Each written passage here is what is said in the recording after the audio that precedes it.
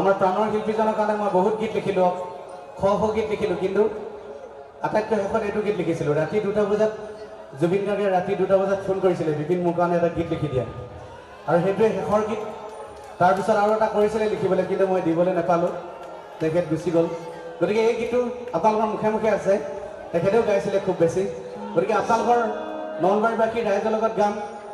আমাৰ মিউজিচিয়ানবিলাক অকণমান ৰৈ থাকিব, বন্ধ হৈ থাকিব। আপোনালোকৰ হাত তালিত গাম, চাওঁচোন কিমান তালি হাত তালি বজাব পাৰে, হয়নে? হৰিবন দি, গতিকে সকলোৱে বজাব লাগিব। হে কৈলং লাগি যায়, মইলং লাগি যায়, কৈলং লাগি যায়,